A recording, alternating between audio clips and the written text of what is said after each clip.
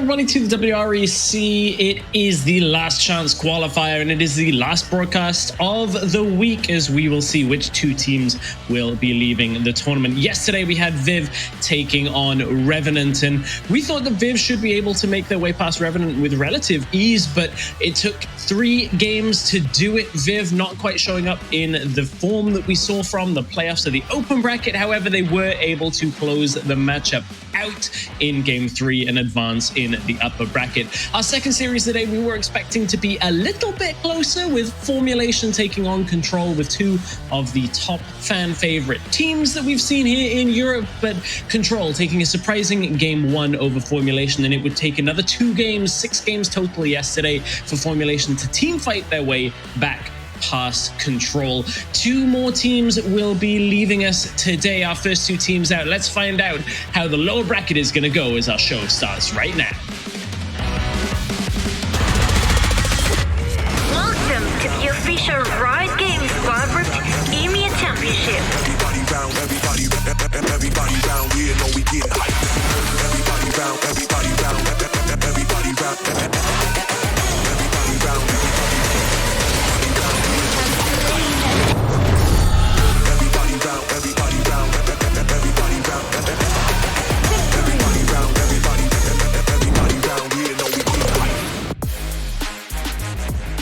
Welcome to the last chance qualifier playoffs. I am Stress, joined by Carmeline and the birthday boy himself, Stuart. This time it's actually his birthday. His chat meme him literally every day of the year. So our gift to you, I hope, is plenty of Wild Rift action. And you know what? I want to hear from you, but just not in the current perspective. I want to hear you that you recorded a few days ago. Find out a little bit more about our teams that have made it into the last chance qualifiers. Let's take a look at how some of the teams got here. Hello everyone, it's Stuart here. As some of you may or may not know, there is a wildcard team that qualified for the European last chance qualifier. Let's take a look and see how it all played out. The Wild Rift EU Series was a community tournament organised and run by Purge Tournament. 58 European teams battled it out in open qualifiers, where the top 8 teams would make it through to the playoffs for a chance to earn their spot in the WREC Last Chance Qualifier playoffs, which is the official Riot Games Wild Rift Regional Championship, as well as a share of $2,000. The top 8 teams played in a double elimination bracket over 4 days of epic Wild Rift action. That's it! That triple kill, he is legendary. Where we saw some interesting pocket picks like Trendamere and Diana Jungle, last-ditch Nexus defenses, crazy comebacks, and so much more. But he cannot because FMG is moving as a unit 4 champions down. Zero Zone started as the underdogs of the playoffs, but shocked everyone when they took down teams like Formulation Gaming and Game Lord, not once, but twice. However, it was last year's European representatives, Team Queso, who would beat Zero Zone in the grand finals, staying undefeated throughout the entire tournament, not dropping a single game, that locked their spot in the WREC Last Chance Qualifier playoffs. This was fortunate for Team Queso because they did not make it through to the top 4 of the WREC playoffs, falling to Formulation Gaming in the lower bracket. Team Queso are absolutely done. But now they have one last chance to earn their spot to go to Barcelona. Who will make it to the grand finals in Barcelona?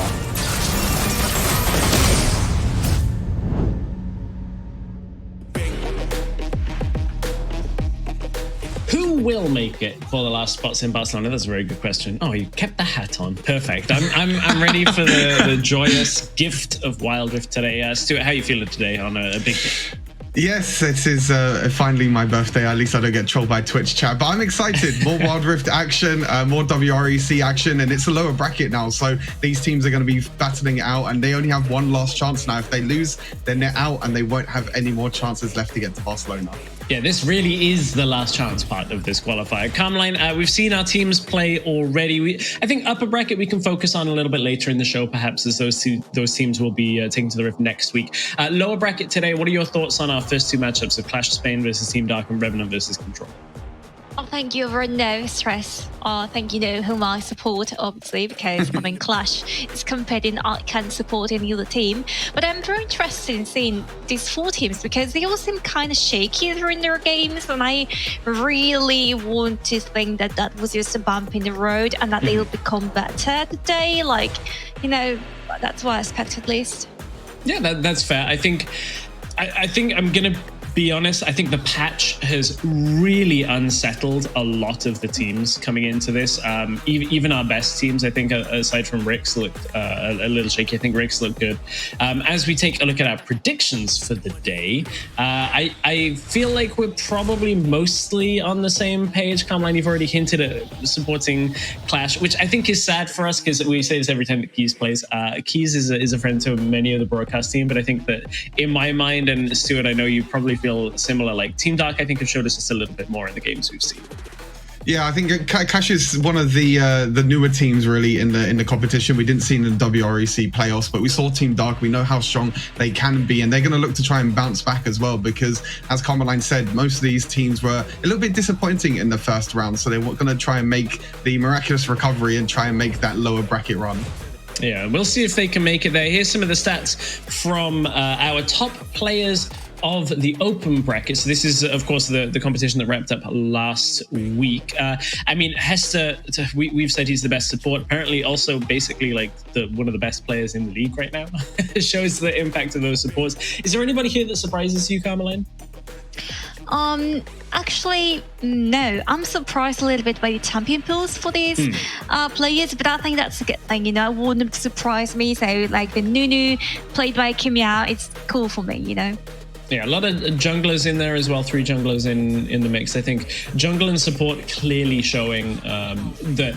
I think there is a little bit of a bias for us as a broadcast team where you're like, who's making the plays, who's actually doing the work, as opposed to like who's getting the kills. Because I kind of like I always count kills as like one of the lowest things on the road. Anyway, I'm rambling about our MVPs. Stuart, you are our MVP for today, but I am going to let you head off and get ready for the rest of the broadcasters. Carmeline and I dive a little deeper into our plays so far and our tournament so far. When we look at it, first of all, so we've talked about the high stakes, how all or nothing it is today, and I think that's what we have to touch on. Is this basically, for everything that we're aware of, this is like actually the last thing potentially until fall, winter.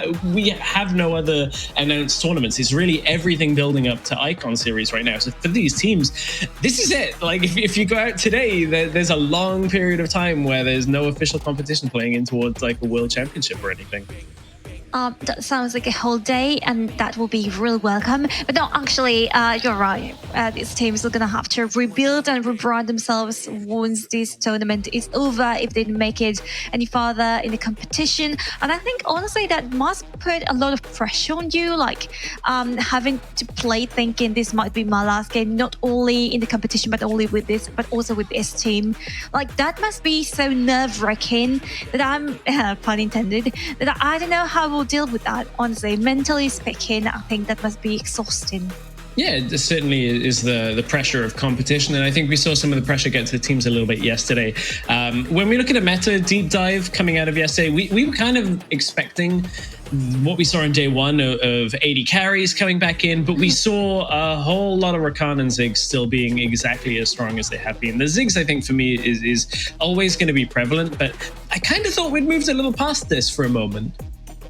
Yeah, me too, right? Like with the changes and so on, like we saw a little bit of a couple of Shin's hours, for example, which is to be expected given the moves that he's received during the patch. But I was surprised by the lack of impact that it had, and I think once again we go back to the point of them not having so much time to prepare for it and just playing kind of what they know how to play instead of adapting, which is something that I do expect today. Like you've gotten like quite a few days on stream as well, like practicing, seeing what the other teams are doing, and we know that here in Wild Rift teams seem to be like adapting constantly, whether like from day after day.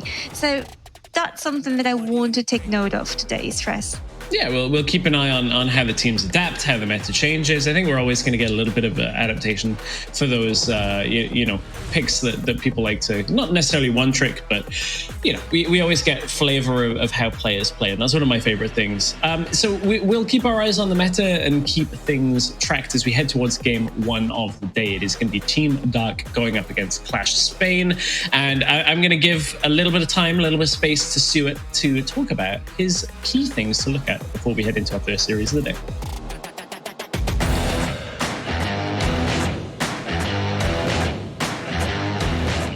Yep, enough about birthdays. That's all out the window. Let's get into the important stuff of the day. Clash versus Team Dark. Both these teams are looking to bounce back after a pretty disappointing day number 1 for both these two teams, but they were up against strong opponents like WREC and Team K, so it's going to be interesting to see how they bounce back. One pick I wanted to talk about, we already spoke about Ziggs and Rakan, Carmelina Stress, but I want to talk about Corki with these two teams. Surprisingly, Corki is still quite a high priority pick for these two teams, so we'll be interested to see if they're going to be played, if he's going to be picked, or if he's going to be played still, especially because of all the changes that have happened to Solari Chargeblade. And then the final point is a focus on supports. There's been a lot of focus and a lot of bans by these two teams and against these two teams as well towards the supports. Champions like Rakan, Alistar, Nami, all these champions are getting banned out. And with, as what we saw at the start of the day, Heste being MVP, the supports have been really, really high priority for the teams in the WREC. So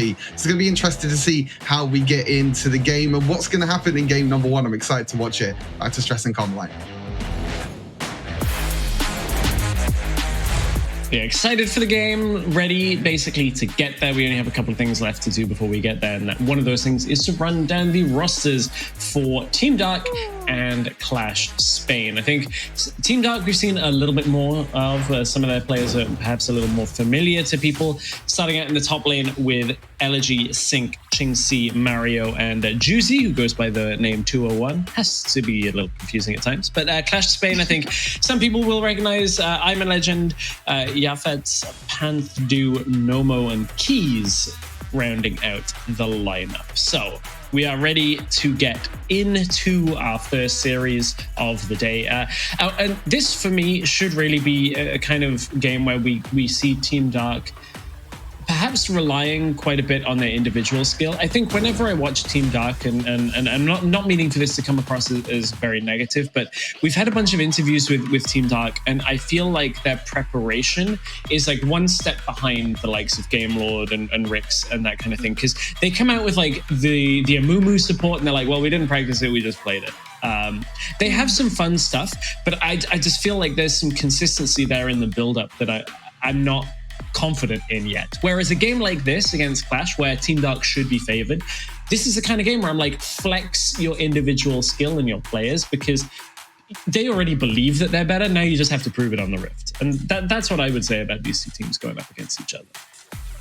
I mean, you know what to say about the tree in the forest. If a tree falls in the forest and no one is there to water it or hear it, did it really fall? The same goes for this. Like, if they are so good, but then again, when it's time to compete, they don't show up, are they really that good as a team? And that's a really interesting thing. And I'll kind of lean on some of my experience of working with teams. So I've worked, for instance, with Mad Lions the season before they won the LEC. I've worked with a bunch of other teams and watched scrims and sat there. There are teams that are monstrously good in scrims that never prove it in officials, because at least in PC, generally, there's a faster pace in scrims. People test their limits more. They try things out a little bit more. There are picks that work that when you go to official games that don't. We haven't had enough time of competitive competitive Wild Rift yet in order to figure out what that pacing difference is. I would love to sit in on some scrims, but that's the feeling that I get, because like Floor replied to one of the tweets from the main account. Floor, of course, the support from Viv, saying like people are underestimating Team Dark, and I think that's a very fair assessment, because obviously Floor has a great read on Team Dark in their scrims and in their officials. We just haven't seen it in the official games yet. We've seen a handful of wins for them, but I feel like I want to watch them more. And that's kind of the sad thing about the number of games that we have, is I would love to see some of our teams that aren't the Rixes and the Game Lords playing more and more games, so we get to test out where they are on that ladder. I mean, Yeah.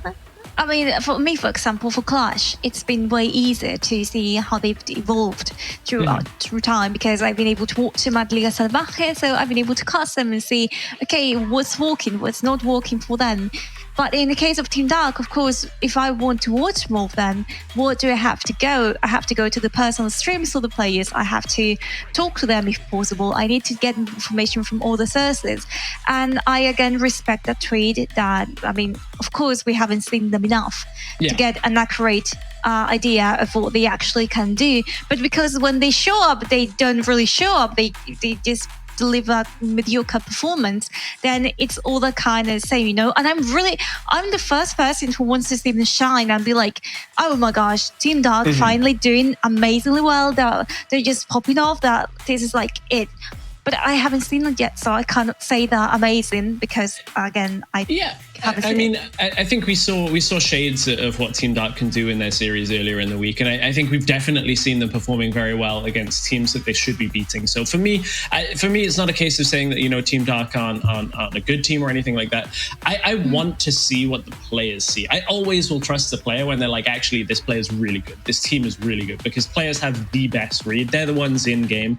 They're the ones that can actually like break it all the way down into like how players play the lane, how they play their macro, like what it's like playing against them. So I do trust Flo when he says that people are underrating Team Dark.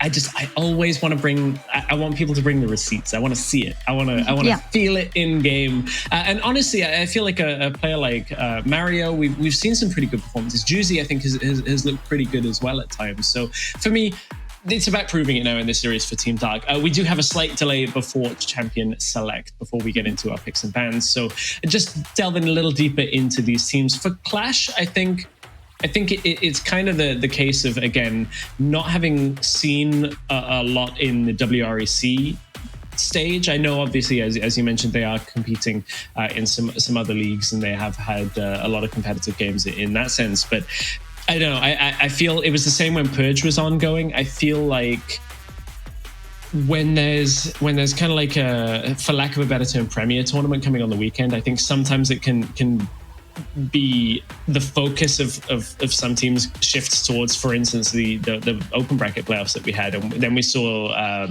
Team Queso do really well in Purge, beating out some of the top teams. But then we got to the open bracket playoffs, and the matchups went a different way, right? So it's always interesting to me, like, where teams put their emphasis on preparation. I think there's also a difference, because if you look at WREC's Game Lord Team Queso, I think the players are really focused on the game, and they're living they live for the game, and they play the game, and they work for the game. But in teams like Clash, maybe you get a mix of players who are studying at university, players who are working, players who are doing all the things in the meantime. So obviously preparation can become much harder when you've got all the responsibilities in your life besides just playing the game, right? Which it's enough of a responsibility on its own if you want to make it big. So I think that can also impact the way that they come into these games. Like, okay, we haven't had that much time to prepare. This is what we've got today. This is what we're going to be playing. I've played in solo queue, it worked, I'm going to play it today in competitive. And I'm not blaming them for that, because I understand that the pressure that you've got with all those things and the balance that you need to find in your life and your work with this can be really difficult to deal with. So yeah. I'm grateful for them bringing picks like Amumu. Yes. Yeah, exactly. And I mean, those factors certainly play into it. It's a shout out to Keys, though. If you want to see somebody dedicated to the game, I swear every time I turn Twitch on, Keys is streaming. He streams like 16 hours a day. So if it's not Snitch, it's Keys, because at least I get less memes in Keys chat. So yeah, thanks Snitch. Shout out to Snitch. Anyway, let's head into our first draft of the day. We're ready to get there.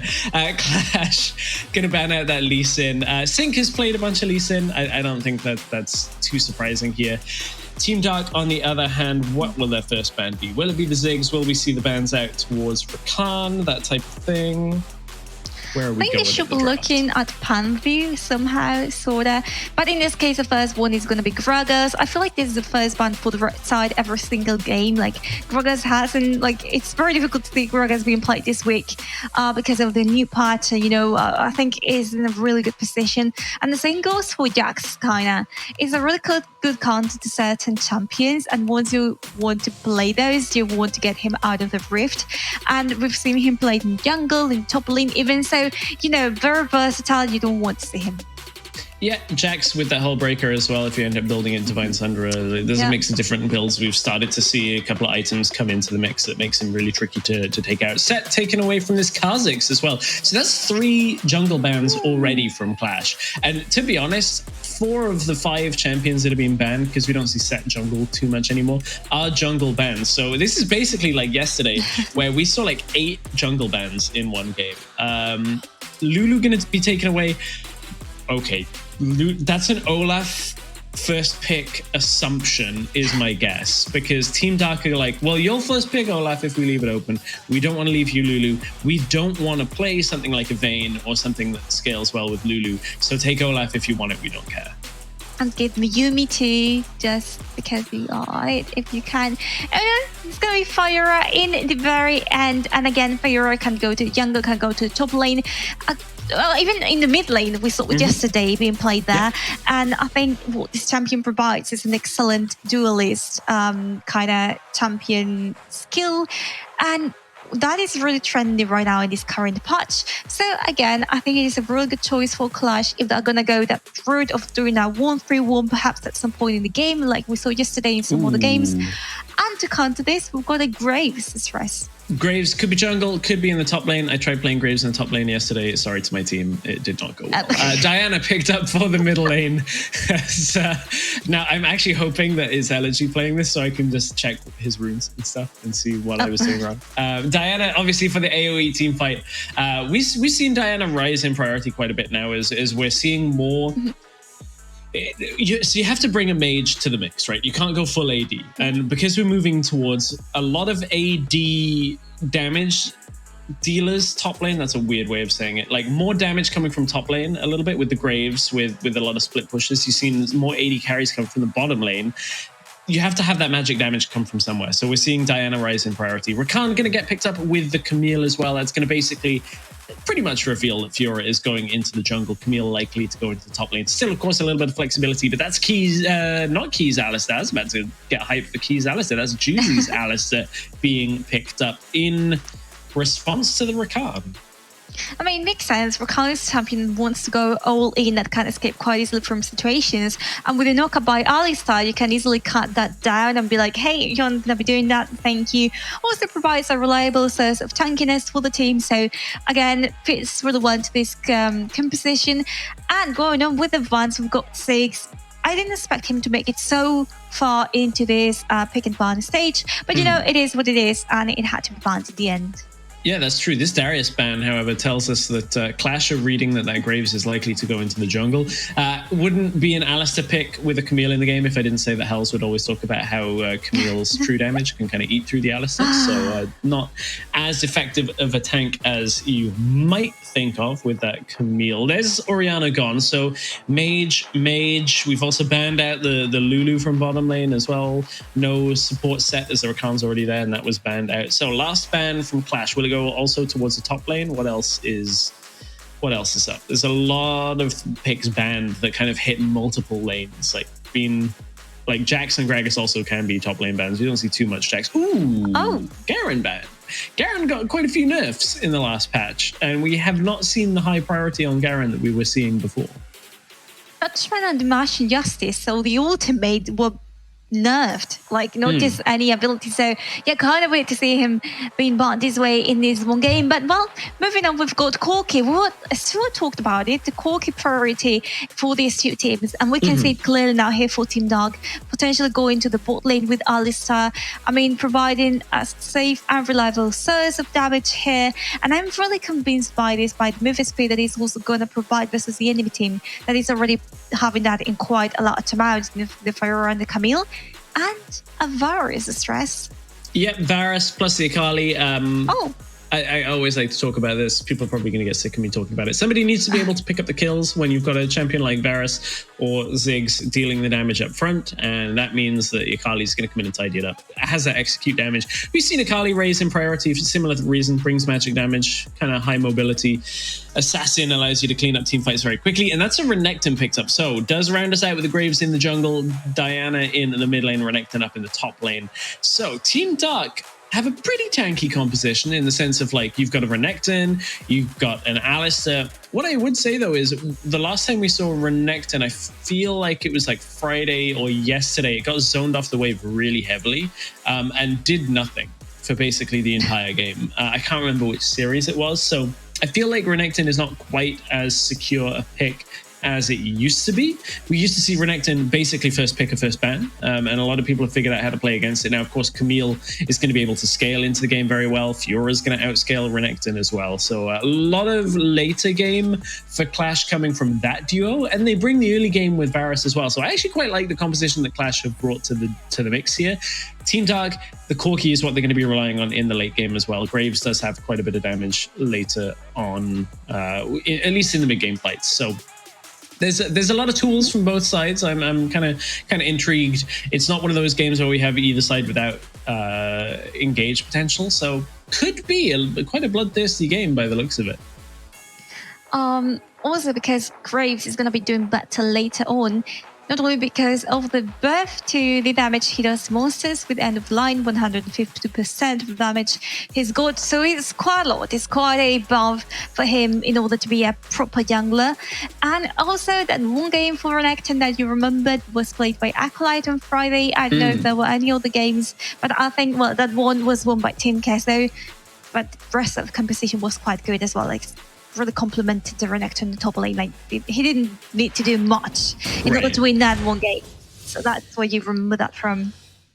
There's so many games. I'm just like, I think I remember a piece of this game. Well, we'll see whether there's anything memorable in this game from Clash and Team Dark as Elegy forced to back away from the top lane as there is Keys already top lane, gonna get the knock up, and here comes Camille into the mix. They're gonna force Elegy back off the wave, and it's a good start against the Renekton. You force him to retreat. Now the wave is basically yours. He's giving you like about 10 to 15 seconds more to be, you know, just chilling, farming in the wave.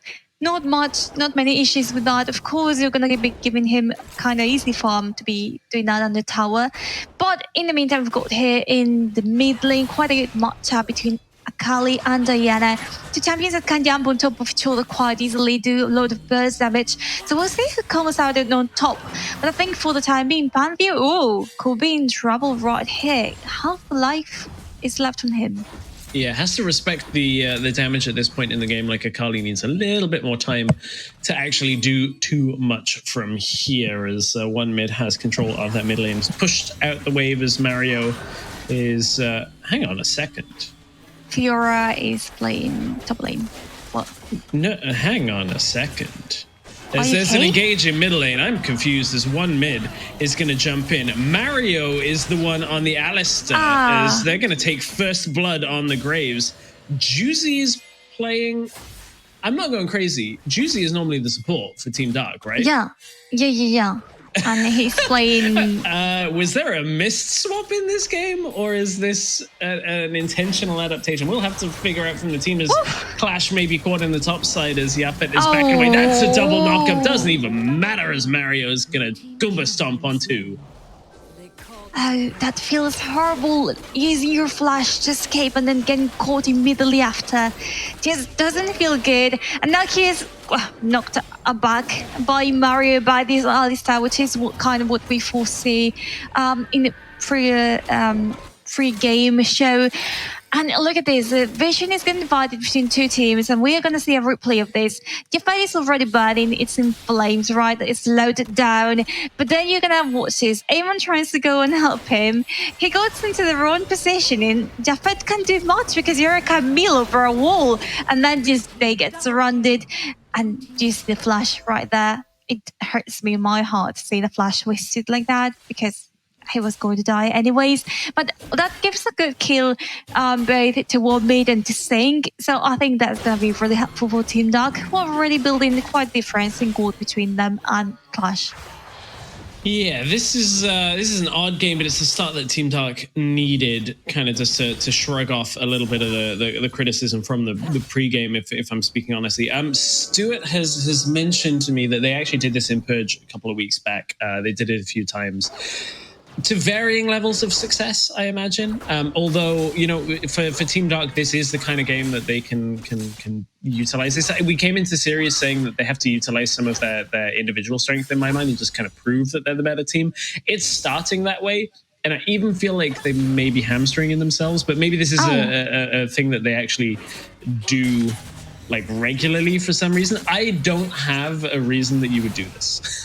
I mean, so we're just gonna have to trust the team and see how they go. Elegy gonna get knocked up. There's a Hextech ultimatum. Elegy's gonna be able to survive through the majority of this with Dominus, and that's a lot of damage up front. And it just feels like Clash can't get anything on this game. They go for the engage. Team Dark weathered through the storm, and now there's 4 kills on the board with Rift Herald spawn. Just for the record, if someone calls me out on Twitter saying this is the caster curse, I want you all to know that I voted for Clash. The rest of the casters voted for Team Dark. So, if, you know, like, it's not caster curse, okay? Just because someone votes for them. Caster curse only applies if every one of the casters votes for it. That right there is Panthu firing back with a kill in the bottom lane. Well, that's something, you know, and also going to Akali. We were talking about it before, like, right, who's going to take the actual resources? Who's going to be the carry of the team in a way? And we said it should be Panther, it should be the Akali. And there we go, we see that on that 1 versus 1. So you can see the potential this champion has. And I feel like it hasn't been explored enough just yet. But due to this new patch, I can clearly see where it's coming from. Package down in the bottom lane. Can they get the damage? Big Moonfall is going to at least save Juicy for a moment. And no way. No way does he get out of this. Headbutt comes back. Mario hits it with the rocket from Juicy to save him. And wow, it is all Team Dark. They are massacring Clash at this point. Okay, well, let's ignore the fact that Clash is losing and let's talk about the optimizations a little bit. Okay, yeah, just let's not talk about the other thing. Let's not talk about this scoreboard, shall we? Well, let's talk about it later because right now it seems like we've got a 1 versus 1, but Elegy is going to have to stay in the tower and Ayman is going to have to retreat. This Camille, this Fiora, not really doing well in his first minutes where you should really expect her to have lots of impact, at least in the early game, but it's not happening. The Camille and the Fiora don't seem to have that synergy, and we can see the replay here in this one play, which was horrible for Clash. You see that how Japet gets trapped on the tower, the Koroki arrives, Yuzi almost dies, but he gets protected by his team, and Kiss gets killed immediately after. Just effectively, look at Yuzi, like basically 1 HP? Yeah, like. I mean, literally no offense by this, but I know it would trigger Hells to oblivion if he was casting this game because Juicy's build is Black Cleaver Oblivion Orb. It's like, I only want pen. Like, shred the armor down, put magic pen on top of it. I am going to make zero comment because I always say items are my least knowledgeable part of the game. So have at it, Twitch chat, and you can determine it. Elegy's going to fall in the top lane as top tower did fall as well in favor of Clash. Still about a 5k gold lead for Team Dark as Clash find a little bit of rest, a little bit of solace from that to pick up a kill and get an objective for themselves. I think we're teetering on the balance, though, of another big fight going Team Dark's way could very well be problematic. They try and dive onto Ayman, and 1mid is now going to have to back away. That's Camille that will chase you down. Graves with the collateral damage is going to hit the spot from afar off screen. 1mid nearly fights it out, but that's going to be the hook shot away by Yap. Gets it end of the line, and that is the end of the play from Yaphet. This is just going to be a bit of a clown fiesta running through top lane as Team Dark are getting chased down by Clash. Keys, can he get the quickness? I mean, he's dead. He's so dead. They should be able to, right? Yeah, just give the kill over to Pant. Got it. Yeah. Oh, yeah, I mean, it's fine to give it over to Nomo as well. By the way, fun fact about Nomo, I'm pretty sure when he's played last year, he was called I'm Not a Gnome. And now he's like Nomo. But in any case, let's watch his one play. You've got Alistar looking. This is what he does really well, right? This is all about the champion. And still he gets killed. He was too far away from Corki here. Mario not being able to complete that play was not safe for his team to follow up. And that means that you're basically going to die. If you are left alone with no sources of damage on yourself, that's the kill for the enemy team. As this game settles, 25 seconds on Rift Herald. I feel like we picked up where yesterday left off. What do you mean? Stress.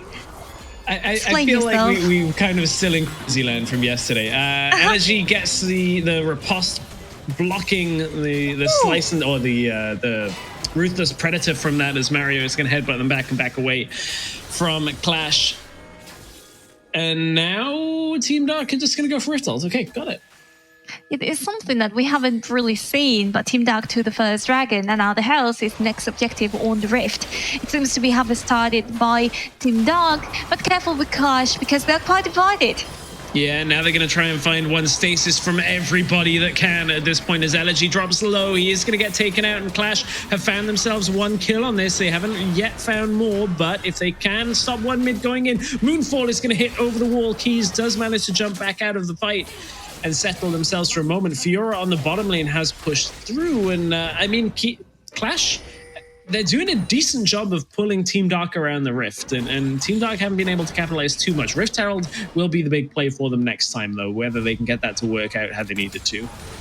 I have to say, the battle dances by Rakan have been amazingly well performed and executed in order to save his team. And I think that's Kiz is doing a really good job here. I have to say, I'm really proud of him right now. But that's not going to win you the game. You need something else, something that Team Dark does have. And what is it? Is usually playing a Corki. No, I'm just kidding. No, actually, how it's much partly is Keys that. paying you to say nice things?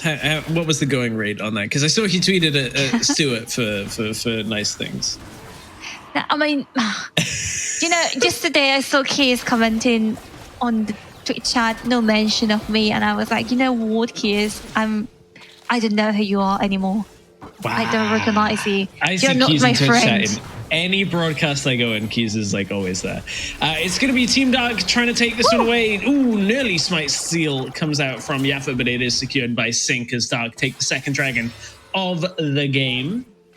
Kills have started to level out a little bit. We're still about 4,500 gold in the lead for Team Dark side of things. Sync trying to find the kill on Yaffa, does get it, and he's going to take the trade as Panth is still bouncing around the Shroud. Panth, does he want this? He's landed the first part of the dash, doesn't go in. As Juicy is going to package his way forward. I'm going to guess it didn't quite connect the way he wanted it to, as Nomo's dropping low. Keys blocks the rocket and actually gets the taunt up under the turret by the look of it, as Mario dropping low, but can't get taken out. In goes Iron, but that's a 2 versus 1 until Keys arrives, and Keys, there's the quickness, does get the taunt this time. He had saved it before, hadn't used it in the last exchange as I thought, and now they're able to take another kill. It's a scrappy game, but Allergy's going to push through the top lane. It is, and this means no tower is going on with the Team Dark, who already got 3 or 4 dragons, not 3 dragons actually. You see here, this Hextech ultimatum wasn't particularly good from Camille. Have to say, didn't really sold me, and then afterwards even having to run away. Of course, that wasn't the perfect setup by Yafet, and I hope it gets corrected later on, at least in the next game if he plays Camille again. Well, you're so low life as a Camille. Hang on. Yeah. Hang on. What? Hang on. What is that? Black Cleaver Oblivion or Leandries? Leandries. Yeah.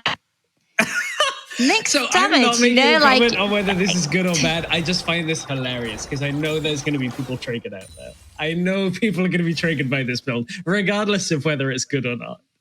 Well, think about it the positive way. If they get triggered by the build and talk about it, and they can talk about us.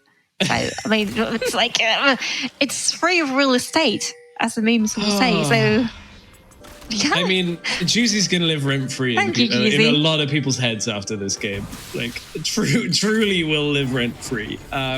At this point, Rift Herald top lane, it's going to open up at least a little bit of the Rift. I mean, there's not too many other things they can do right now. Baron's spawning in 20 seconds, but I don't think they can do it. They haven't.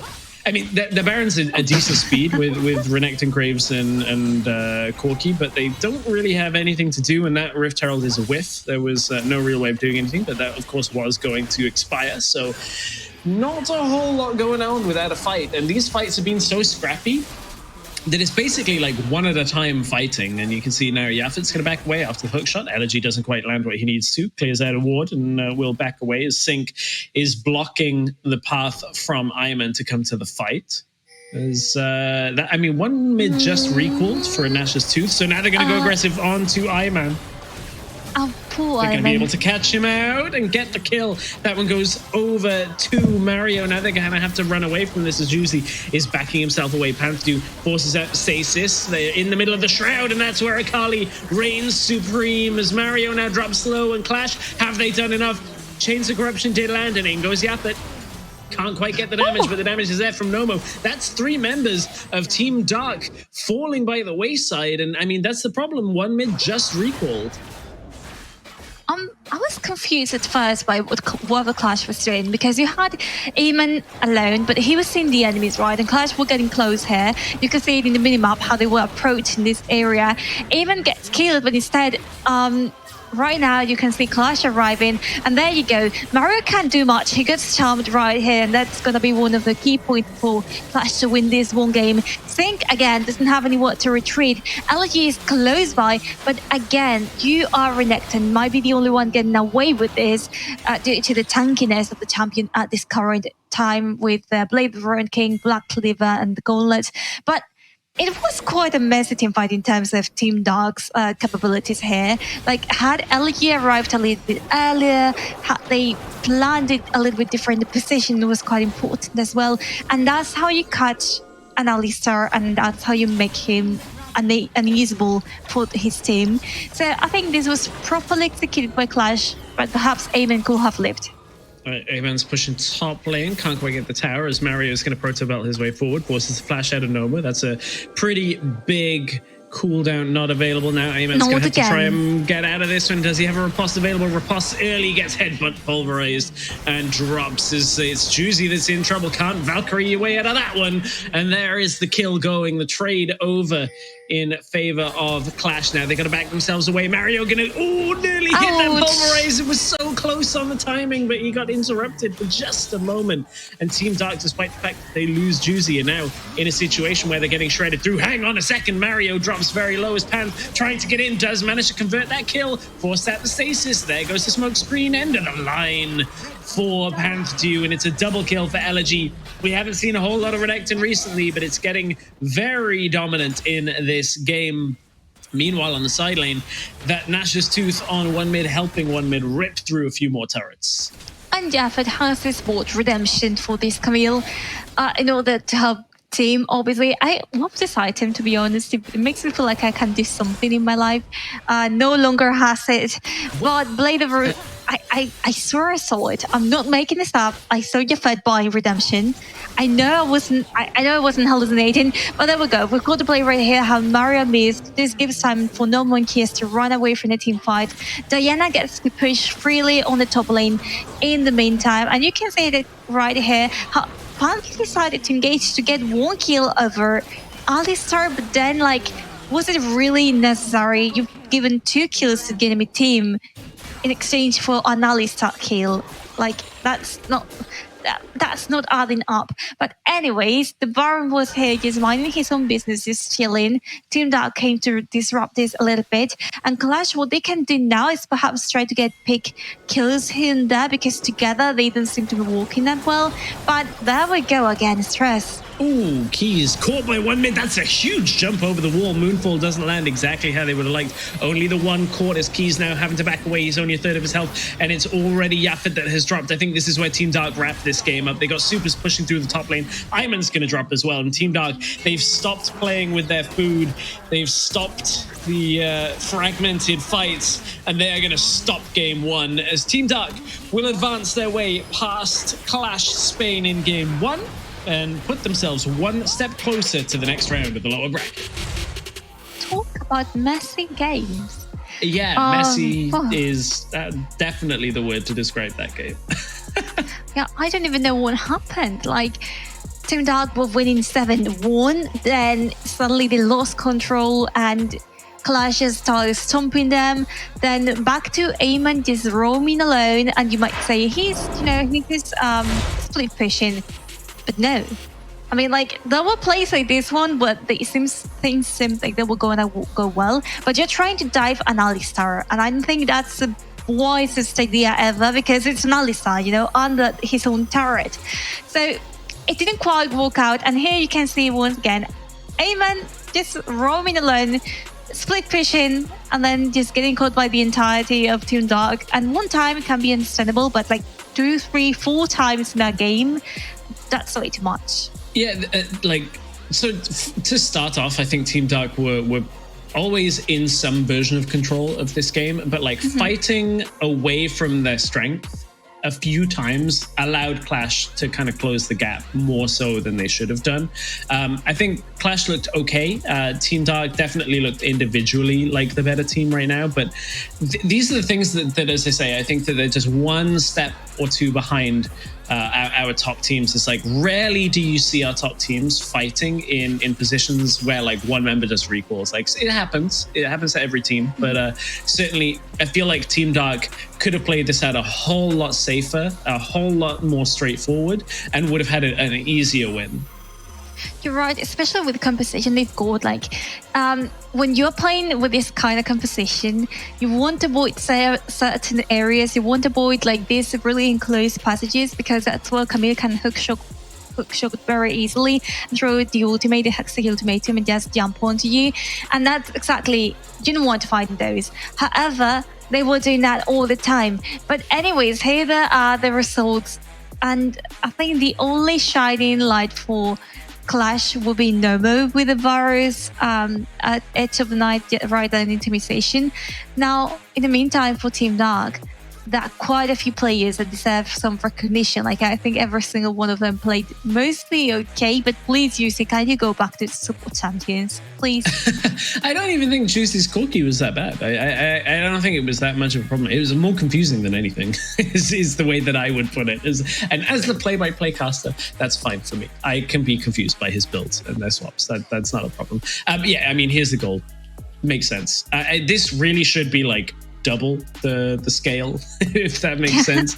I don't think it's a worrying thing for Team Dark. I think this, realistically looking at game one, should be a 2-0. I think Team Dark just individually can kind of outplay and outclass. I think it's next week and the next couple of games for Team Dark that we're going to see them run into a little bit of trouble if they play like that. I need to see them shore up a little bit of their macro game, because even like Clash from yesterday looked a lot stronger in the macro game than we saw here. But let's check out play of the game.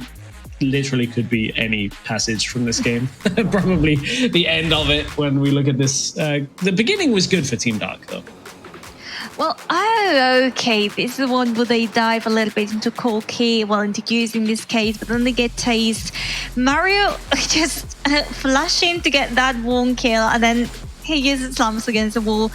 And if I'm not mistaken, here's what Panty tries to chase later on. Yes, here it is. Was it really worthy?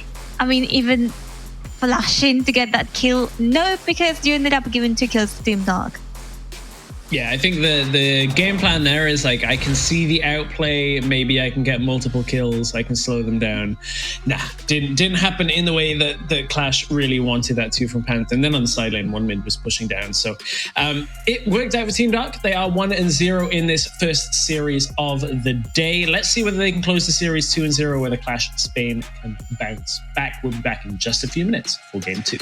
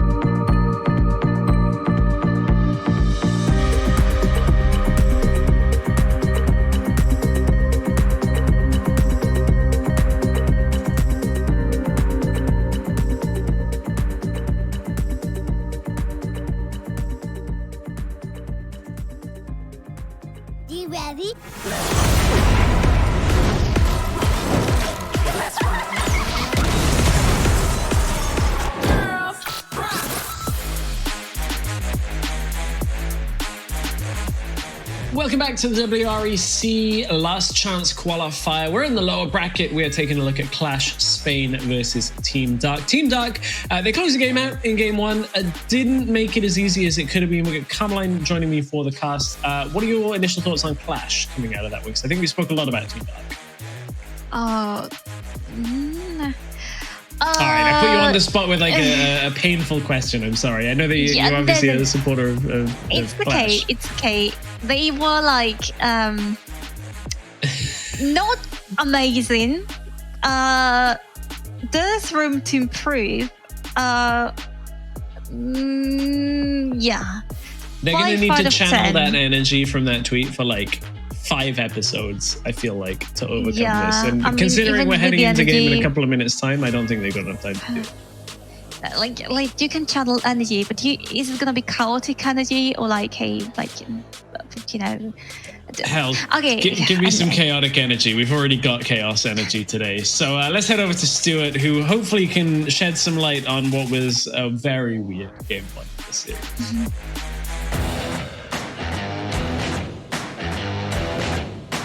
Thank you very much, Jess. Yes, it was a very, very weird game one. There wasn't any risks in draft. You can see that both teams didn't pick any real new picks from the new meta. It's been very much the same as what we've seen from the WREC before patch 3.1. We saw a little bit of interesting role swap by Team Dark. This was played a little bit before. We've seen like Ashe support being played by Mario with like Juicy on Seraphine. This time it was Mario on Alistar, which looked a little bit shaky. He missed a few combos here and there. And it was Juicy on Corki with this really strange Corki build. Now, this has been really, really popular in Asia, in Korea, in China. It's just a really strong first item for Corki, just giving you the base stats. Doesn't really benefit Corki a lot because he does mainly magic damage. Not really too sure what Leandri's and Storm Ray is about. We'll completely forget that part. But the Oblivion Orb, because Corki does a lot of magic damage, he just wanted to get a little bit of anti-heal against Team Clash. So a little bit interesting build, but hopefully we won't see any of that in the next game. And the last part is just messy. It was a complete mess of a game, really, to be fair. Just showing that both these teams don't really feel too confident, especially after day one as well, and especially after they lost 2-0 against a strong team. So hopefully, if Team Dark does close this out, hopefully we'll see a more cleaner game by them, and hopefully they'll be able to close it out a little bit cleaner. But we'll see how clean it is going into game number 2. Back to Stress and Carmeline. Thank you very much, Stuart. Turns out Stuart's a Black Cleaver Corki apologist, so at it's Stuart on Twitter if you have opinions about that. It's his birthday, so share the love. He's not a Leandri's Corki apologist though, so we don't have to hang him out that hard on the opinion there. It's kind of a subtle one. All right, something that's not going to be subtle is game 2, because if it's anything like game 1, it's gonna be on the border of Fiesta, which is always good. I like being on the border of a clown Fiesta of a game, but you know, if we tip into it, that's where it kind of gets a bit weird. We're into draft for game number 2. Clash have chosen the blue side for this matchup once again, so we'll see where the draft goes this time. We had like 5 junglers banned out in the first game. Ooh, okay, so let's see if that is repeated.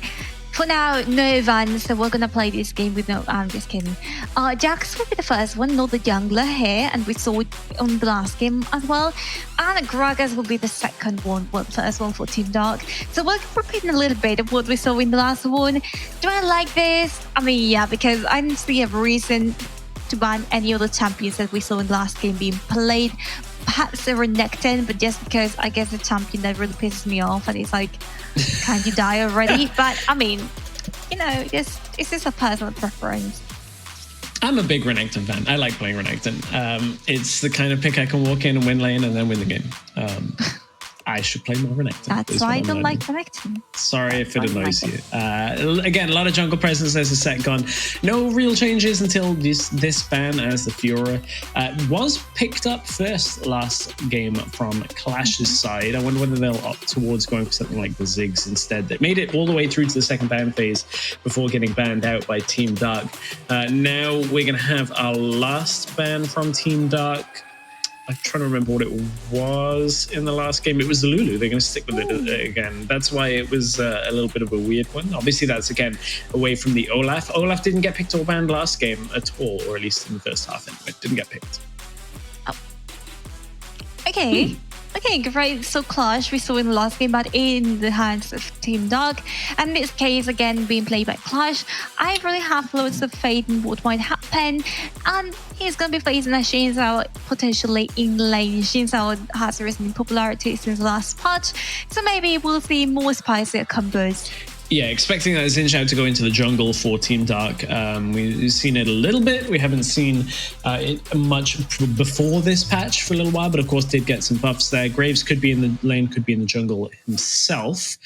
Now let's take a look where Clash go from here. The Diana picked up once again by Ching Si allows Team Dark that AoE impact from that middle lane. Camille is going to kind of allude to us that Graves is going in the jungle, and Camille is likely going to that top lane. Can't play mid, but very similar to the last game, seeing that Camille top lane, Rakan coming from the support for keys. So Clash going for very much the same style of composition.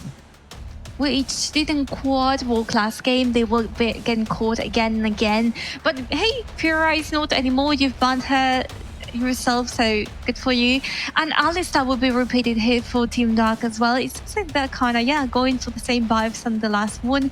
Alistar walking quite well with Xin Zhao, so I'm really putting a lot of faith in what they can do. Even though I voted for Clash, I still wanted towards a good matchup, a good game in this case. And the next champions find are going to be Darius and Orianna. Once again, repeating what we saw in the last game. But Darius, I mean, I want to see him again. I know teams have started banning him recently, but I really want to see this champion again. Well, if Clash don't ban Corki right now, it's probably going to be the Corki again. It's Renekton they're going to take off the board from Elegy. So expecting to see Juicy's Corki picked up once again. I wonder whether we'll see the build come out the same in this game. That'll allow them to kind of like last pick their top lane, or they're actually going to opt into top lane now and last pick their AD carry. I was going to say, because they have to blind pick something right now, but then I realized that Camille is already there, so likely already that top lane matchup. So we got the Akali coming from top lane, Diana coming from mid. That allows them into a more traditional AD carry kind of setup where you can just opt into something that deals attack damage and doesn't have to go towards AP with a weirdly Endpriest build. Which is make it really comfortable for them to play this game.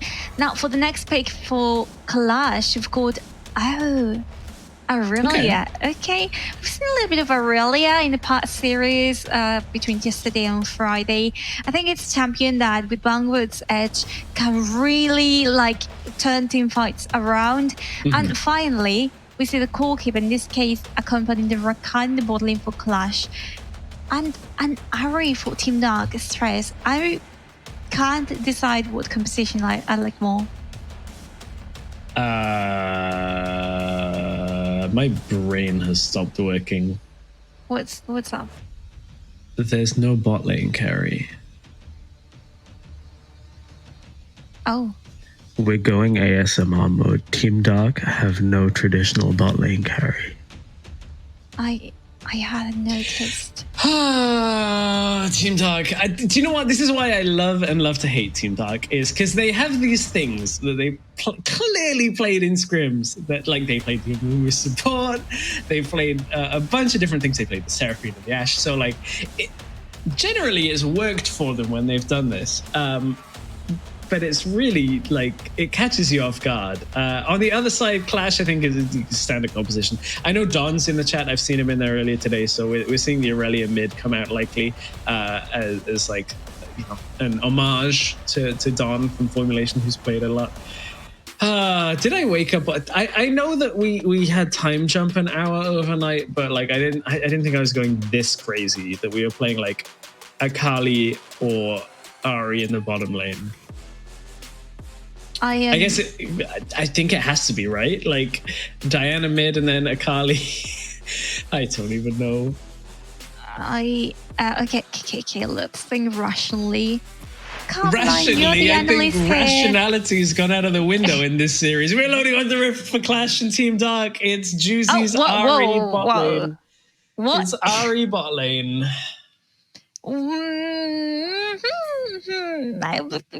Okay, I mean, what's up with Juicy today? Did he wake up and he was like, okay, yeah, I'm really wanting to play the carry. Well, carry, you know, the damage dealer this bot lane. So thank you, Mario, for your walk. But I'm taking charge of this or something. What's going on with that? Like, why?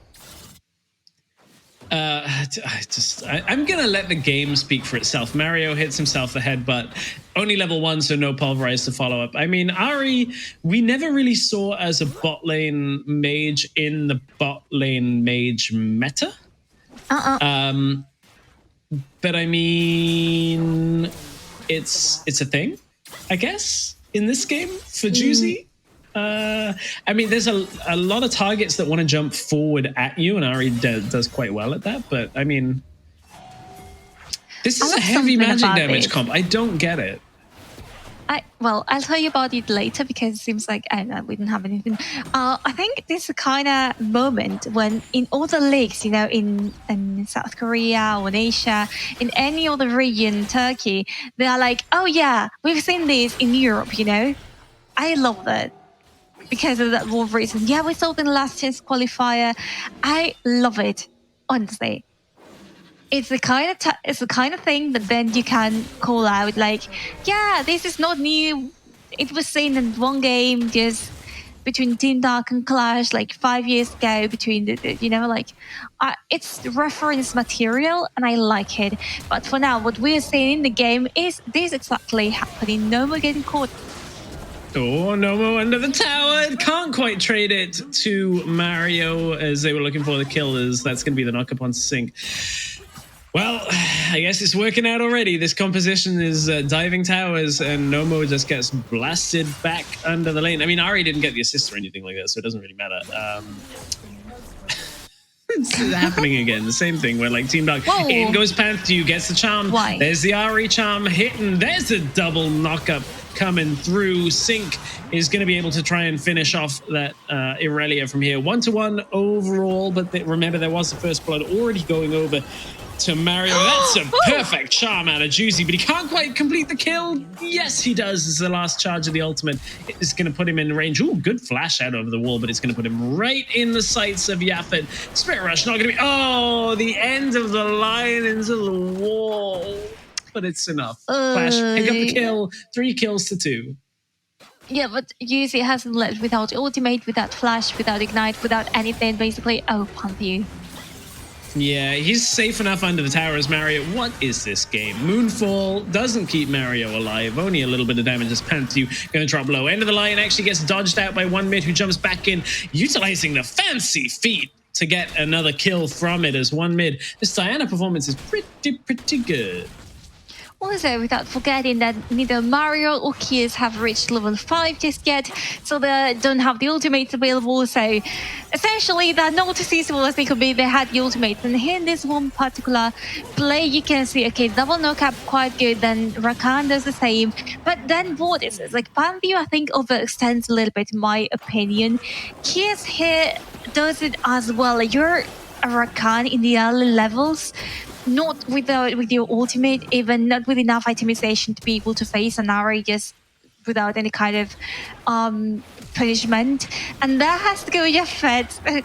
This is kind of messy. The flash as well in order to catch Ari. I don't know what's going on, Stress, but I'm really like, I would see something in this game. And we're seeing things, so I can't complain really. We're definitely seeing some things. Clash going to take Dragon in exchange for the Rift Herald on the top side from Team Dark. Mario's around. I don't think there's anything that Mario can do. He's not even going to try and go aggressive. Just scouts out the area, spots out everything they need. Rift Herald, is that going to get immediately popped top lane? Because they've got it down below 2 plates. They could pop it. Iman's under the tower, though. 1,400 health. Wow, they're just going to do it as Juicy comes in from the side. Lands the charm, puts the damage down. They're going to take the tower without even utilizing that Rift Herald. They're going to be able to use that in the mid lane instead. High damage early game is going to just eat through that tower, put them in a position that they can now look towards using that Rift Herald in mid lane. Last game, it was Amen. This game, it's been Panthew. Team Dark really knows who to focus when it comes to like who is going to be the main carrier of the team. If it comes to a point where we need to, where we are kind of even in kills, which is the case right now. Even though they are ahead in gold, you really want to start, looking at who might be causing trouble for you later on in the game. And that might as well be Camille or Aurelia. So I think that's a proper idea that they've got going on. It's just that I feel like Amen is not really his element. Kind of like he gets caught a lot of times. And last game he was playing Fiora, so easier to catch him like that. This game he's playing Camille. You can hook shot and try to get out of the situation. But again, I feel like he's not completely comfortable. And Panthew, it's a little bit the same for me. Like I feel like there's something to polish there that hasn't been done yet. I know what it is, but well. No more going toe-to-toe with Sync as the Rift Herald was spawned on this. 1 minute's going to try and play defense on that and make sure it gets the charge off his keys. Jumps in, had the quickness available, didn't use it yet. 700 health on this tower, so there is going to be needing a commit from Team Dark. Now, have they gone too far as Panthew jumps into the fight, gets the first kill on that Aurelia? Can he reset all the way through as they manage to take out the Graves in response from Team Dark? Aurelia is down, so Panthew can't just dash through the fight, can't get what they need, and that means Team Dark will once again keep advancing their lead. It's 2 towers down in their favor. They're going to go and finish off that bottom lane tower, and Team Dark once again showing to be the team that are leading in this fiesta. It's not a clean game from either side, but Team Dark continuing to push forward. Yeah, like in this case, in this one play, you've got Panthew approaching from afar, but LG is ready to cover that flank if needed. Sync also flanking, and there you go. Clash decides to commit to this one team fight. There goes the Hextech ultimatum, but it doesn't turn around for them. 1 minute is able to hit from afar, and so does the rest of Team Dark, leading to Clash having to run away and just keeping 2 of the members alive, which obviously gives the team in the red side a quite important advantage in this case. Now, objectives are going to be spawning a little bit, so what you can expect right now is trying to pick kills here and there, like right now. Yeah, looking for another one as Juicy now dashes away from it, trying to utilize that Ari's speed to get in and around.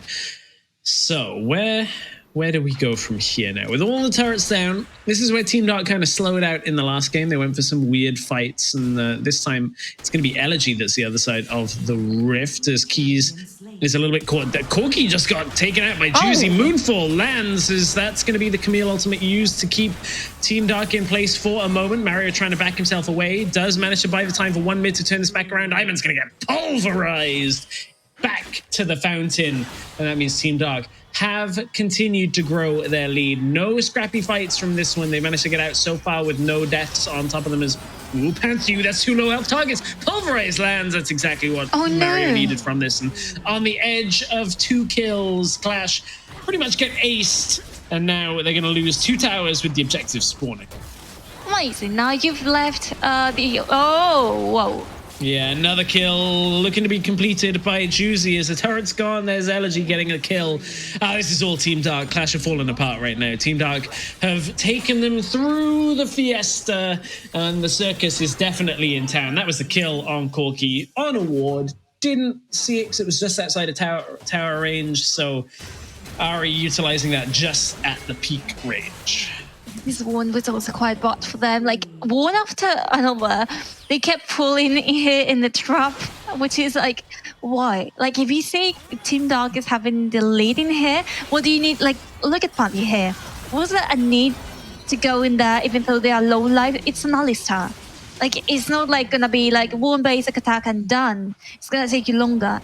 And of course, Panthew, poor Panthew, he hasn't been able to play any of these team fights, any of these games because he gets killed constantly. Keys wants to go in. They don't really have the follow-up damage there, as one mid just absorbs a lot of it and has a shield on the back end. I mean, now it's going to be the Infernal Drake going down. Rift Herald still in possession from Sync. Juicy picks up another kill. Doesn't even need an 80 carry in this. As, I mean, Team Dark are playing well towards the side lanes. They've basically said that we'll just pick you off on the side lane and continue to move forward in this game, regardless of what our composition actually does. And I just don't think Clash can actually hold anything against it right now. 12,000 gold down as Elegy is going to get jumped on. There's a pulverize, and the headbutt on top as Panthew has just got melted through. This Aurelia is not working in the way that Clash needed it to. One dead already, and there's the reset surely coming in. In goes Akali for the double kill. Back out of the fight as Keys tries to go aggressive. Xin Shao dashes over the wall to his own death, but it's going to be a triple kill for Akali. Third kill of the fight for Elegy, and it's really just a 1 versus 5 at that point. The rest of Team Dark are there, but all they're doing is taking objectives and peeling for Elegy as Elegy is wrapping this game up. Charman's over the wall for Juicy. One mid going to be able to take that out for the Rampage. It just is so far ahead that Team Dark are just hitting Clash with their wallet.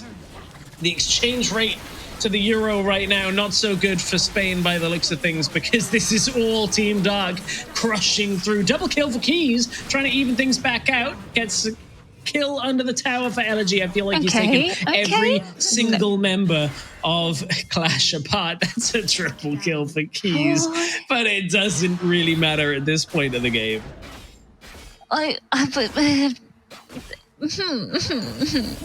Triple kill. Okay, that would go Bunga's Edge, and I know why it really isn't taken into account. You've got a Thresh, an Alistar in front of you. They can very easily headbutt you if he wants to, like basically use all of his kit onto you, and you won't have any way of escaping here. The only reason why Xin Zhao has that in this team fight is because he actually overextended a little bit. But besides that, every single kill that Clash is getting is because Team Dark has made a mistake rather than because of pure skill. Look at this. Like, why? Why get so close to the water when you've got a champion in front of you that can easily charm you and drag you with them? It's not ideal. It's another kill going over. Are they going to be able to take out Panthew? Surely not quite. Keys is going to body block his Elegy. Will be able to shroud his way through a lot of that. And don't let Keys hear you say that it's not because of the skill of Clash. Don't take it away, his triple kill from this. It's Team Dark ramping this game up. Rift Herald's going to get used in order to push through this top lane tower. In goes one mid, Moonfall lands, Rift Herald charges into the inhibitor to take it out, and that's going to be a dancing Shelly at this point, because it's going to get one more charge onto the Nexus. I don't think they can actually walk it through without any more minions, so we'll get the charge, won't survive for the end of game picture, but Sync is going to try and shutter this one on Iman. Ooh, can't. Does he? Flashes in, flashes out, dashes in, gets out. Not really sure. He doesn't want it. Sync doesn't want it. We're going to have to wait for a long time until the waves start arriving to the base. Once again, you've got them in the bot lanes as super minions. But for now, this is what you get. Kier's about to be killed once again with Aemon. If they do decide, finally, just decide not to attack immediately. But it doesn't matter. No, he's going to get caught. Juicy's 1 versus 4. Okay, Yuzi. Basically what I've come to expect from this series. Doesn't matter though, because one mid is going to just dash around. Mobility is key in this one. There's the headbutt. He's going to lock him in place. It's going to be just all too easy for Elegy and the rest of Team Dark to clean this one up. 2-3 waves of super minions pushing through. They're going chasing. They're going hunting right now as Iman. I mean, it's legendary for one mid. Iman's going to get taken out as well. Elegy closes it out for the ace. That's going to be Team Dark with a nearly 16,000 gold lead on this game. 13 minutes in the game. Mario's going to tank up the Nexus. They're going to take this one out. Team Dark advance past Clash Spain in the lower bracket. Well, that was definitely something. That was a game of Wild Rift. 10 players loaded in, 5 players won. That's what I can say about that. Yeah, indeed. And I just, okay, Now, being serious, if I think about it, I feel for Panthi. Like, I feel like he's not been allowed to play this game at all. Like, every single ultimate was failing. Like, he will land it, but then the enemy team will be able to do whatever they wanted with it. Like, okay, it doesn't even matter here, making him an effectively useless player in this case is because of how much he was getting annulled by Team Dog. Then they had really questionable plays like this one, like you've got an arrow in front of you, but yet you decide to stay close to her just in case you know she wants to land the charm. I don't know, many mistakes. QLS will be the saving phrase here, the redeeming quality of Clash due to a triple kill. But besides that, I feel like the game has been quite weak, and Team Dark have improved a little bit from the last game, but not that much as to think, oh, that's the Team Dark that people are talking about. Yeah, I mean, what I'd say about that is, like, we came into this series saying that Team Dark, or at least I said this, I think Team Dark can individually outshine here, and that's exactly what we saw. Like, this was a game of Team Dark just saying, okay, we can just basically pick anything we're comfortable on and perform, and we're going to win this series. And it's kind of exactly how that played out. I want to see Team Dark in a game where they're a little bit more challenged, and that's no disrespect to Clash, but I think we saw it there, like Elegy kind of flexing, one mid flexing as well. Certainly, probably not the cleanest game that they were looking for, but kind of what we've come to expect somewhat. Pantheon just having a really rough time on that Aurelia. I think it's a pretty difficult matchup. We've only really seen Dawn have a lot of success on the Aurelia in mid lane for formulation. This time was not the case. I mean, one mid went unkilled in that game. Pretty impressive performance overall. Absolutely, and you can see here the damage outputs, particularly by Elegy and one mid. For Clash, no one was really doing that much. They tried, but they didn't quite get it. And Aemon again getting shut down quite easily. Pantheon once again. Jafet and Nomo not being able to do much, and you see here the slight advantage that Clash mounted to in the first few minutes, and then it all went down, all in favor of Team Dark. Yeah, and I mean, keep in mind, I mentioned last game should have been a quicker scale. I mean, this game's actually just a faster game. So this time, this is what the last game probably should have looked like if Team Dark were a little cleaner around it. I mean, what I will say is it's a fun game to watch. They showed us something different. We saw Ahri in the bottom lane. I feel like against a team like WREC or Game Mode, you would not get away with doing that. I think they play too well through the laning phase and then through the early parts of the macro. It's interesting. I'm glad we get some games with different things, but this was like away from the meta that we were expecting. The piece that does make sense to me is we're seeing teams play to the side lane a whole lot more. We saw it out of Viv, we saw it now at a Team Dark. Like, I think that is something that we're going to see a lot more of. I just don't know that this is going to be the version that we're going to see with like assassins, mages in the bottom. I wish that was the case, because I don't know. I feel like split pushing and the 1-3-1 is one of the favorite things ever in the game. So we get to see more assassins and duelists just taking those roles and doing that more. I think it definitely adds another layer of interest and hype, because you never know if they're going to pull off a backdoor, or if they're going to be like suddenly destroying the enemy's towers like this. And then I know it provides a lot more of gameplay than just basically doing a team fight composition and going at it. I mean, this is a little bit more towards a traditional pick comp where you can just kind of cause chaos, and chaos is what happened. You asked for chaos energy going into game 2, and we certainly got it from that bottom lane Ahri pick. We're heading to play of the game and seeing what we... Oh, sorry. First of all, we're going to head to an interview with Mario, the Dragon Laner for Team Dark.